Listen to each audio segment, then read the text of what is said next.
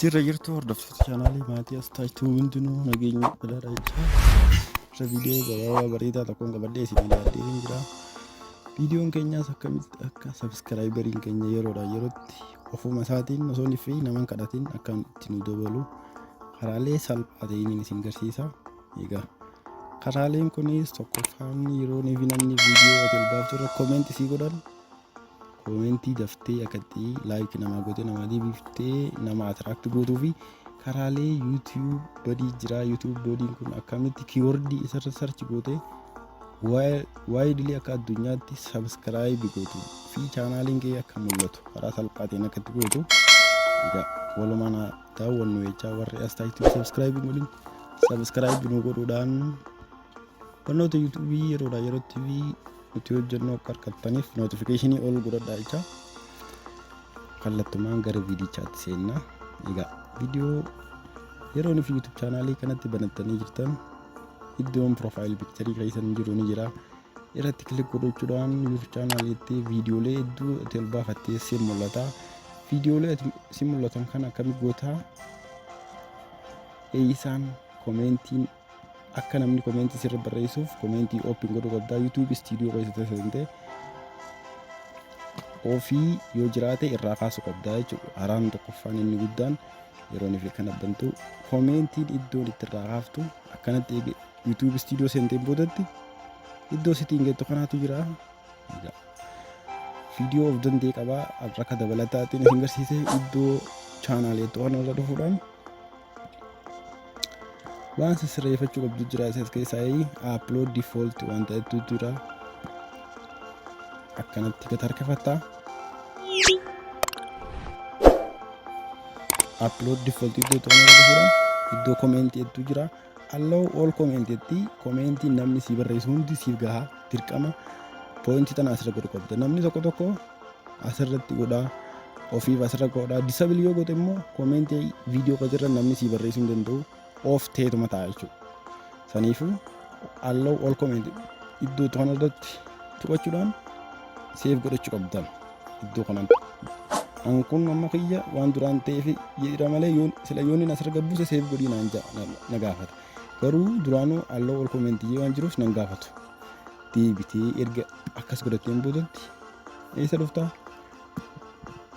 iddoo chaanaaliin kee jiru dhufuudhaan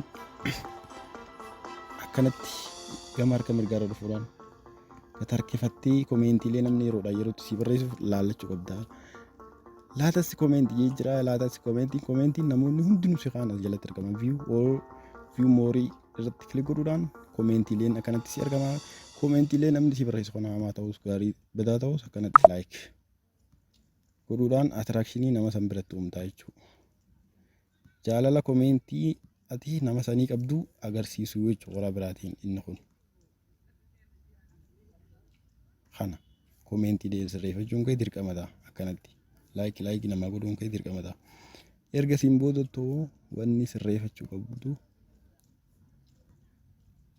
akka sirriitti si mul'atuuf yuutuub badii kana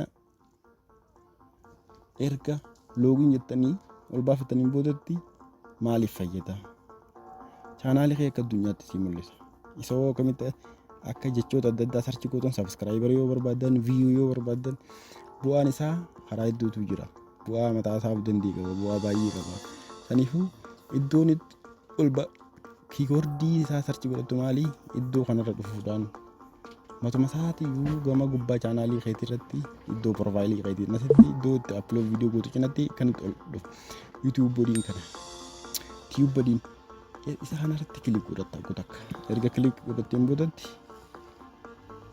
irra gad deemuudhaan kiiwordii eksplorer jira. Kiiwordii eksploreriin kun bu'aan isaa jechoota ati immoo fakkeenyaaf viidiyoo barbaadde viidiyoo itti barreessitaa irra kilik godhuudhaan sabskiraayibarii yoo barbaadde waan adda addaa yoo barbaadde isa kanaan sabskiraayib akaawuntii jira waa hedduutu jira. Saniifuu irra kilik godhuudhaan akkanatti iddoo kiiwordii kanarratti maal goota jecha barbaaddu san sarchi goota viidiyoo barbaadde viiyuu jettaanii jechuudha.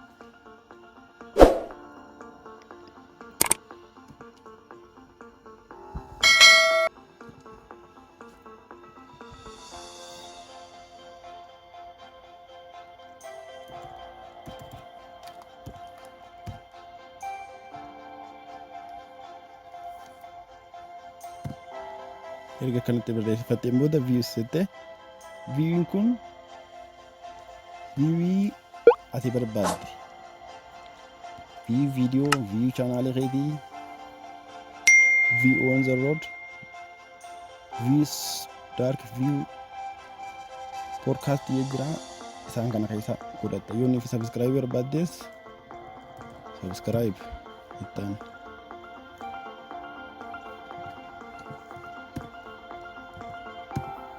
subscribe enna subscribing gosa hedduutu jira subscribe for siif tarreessa inni osoo ni fi ati barreessiteen fixinu siif tarreessa